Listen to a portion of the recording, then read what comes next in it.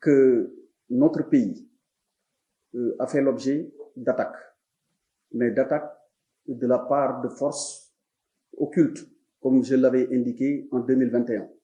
À l'époque, ça avait suscité des critiques, et puis on m'a même prêté l'intention de confondre des manifestants pacifiques sénégalais à des forces destructrices. Les événements de ces derniers jours semblent avoir ouvert les yeux aux plus sceptiques.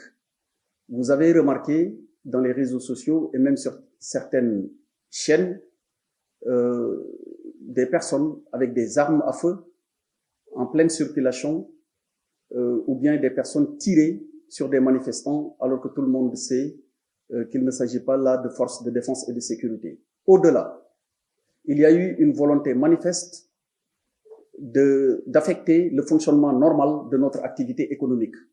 Le choix des cibles n'est pas fortuit. Nous avons noté, pour le déplorer d'ailleurs, que des installations vitales pour le fonctionnement du pays ont fait l'objet d'attaques ou de tentatives d'attaques. Parmi celles-ci, on peut noter l'usine de production d'eau de Tchedem, qui a été touchée et qui empêche aujourd'hui une production journalière de 12 000 mètres cubes.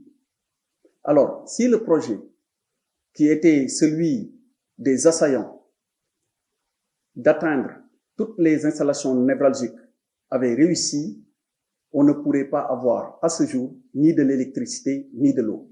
On a aussi relevé, pour le déplorer, des manifestations qui n'ont rien à voir avec l'expression d'opinion politique. Parce que quand on s'attaque à des installations névralgiques, quand on s'attaque à des commerces, quand on s'attaque à des biens privés, quand on s'attaque à des banques, quand on s'attaque à des commerces, quand on s'attaque à des transports qui n'ont aucun lien direct avec l'État, l'objectif manifeste est de faire arrêter l'activité économique. Et je tiens à rassurer les populations sénégalaises pour leur dire que quelles que soient les attaques que nous aurons, l'État fera face. Saluer le professionnalisme et la sérénité de nos forces de défense et de sécurité. N'eût été ces qualités exceptionnelles, on aurait assisté à autre chose dans ce pays. Je déplore naturellement le nombre de morts, quelles qu'en soient les causes. Je réitère les condoléances de l'État à l'endroit des familles. Mais il faut préciser que seule une enquête ouverte et menée par les autorités judiciaires compétentes peut déterminer les causes d'un décès et qui en sont les auteurs. Les forces de défense et de sécurité du Sénégal sont professionnelles et ont une longue tradition de maintien de l'ordre.